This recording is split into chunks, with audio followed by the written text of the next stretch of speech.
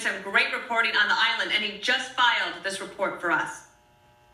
Dana, partisans from the left and right want a good guy and they want a bad guy. They want evil.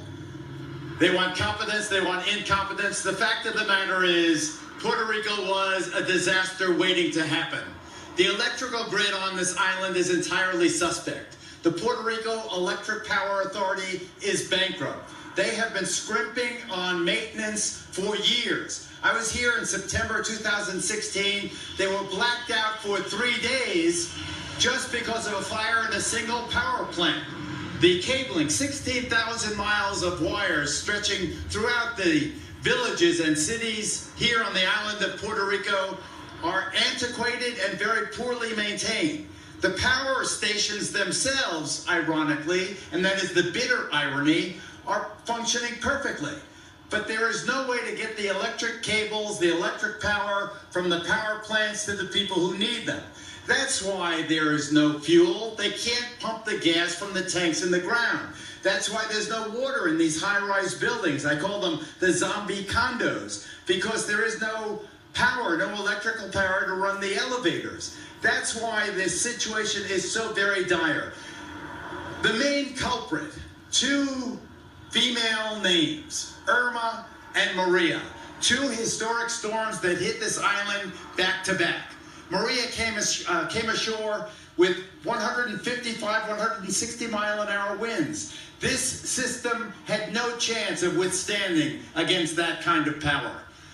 Yesterday, I met with someone who worked for me for 14 years. My old handyman, Jose Cuevas, was bereft. His dock is destroyed. So much of his business is destroyed.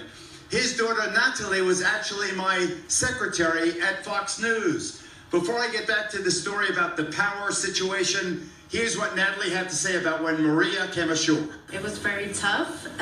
The water came out. All the ceilings were blown out. It was very terrifying. Very, very terrifying. We thought that we were going to be drowned, but thank God nothing exaggerated happened. But like the rest of the island is very, very devastated. To see the devastation on the south side of Puerto Rico, which is little traveled by the officials here in the capital of San Juan, is to understand the despair of so many Puerto Rican people. They felt they were alone. But the big part of that problem was the lack of communication. There's no cell phone service. There's no internet. No telephones. That's why people began to panic. That's half of what is going on this island today. And that's something that can be, that kind of reassurance can be brought by President Trump when he arrives here on Tuesday. But the whole fact that these power stations are up and running but cannot transmit power, that all goes back, that is traced back to the Puerto Rican Electric Power Authority. They went bankrupt a year ago. They have been scrimping on maintenance on the 16,000 miles of wires and cables that connect this island.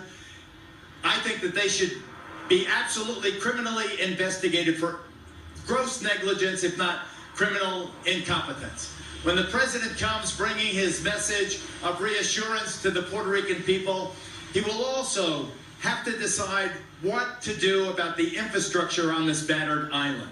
The Puerto Rican Electric Power Authority is bankrupt, $6 billion in debt. Where is the money going to come to rebuild the infrastructure?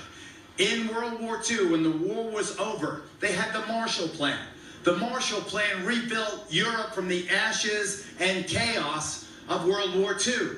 What's needed here now, call it the Trump Plan, if you want.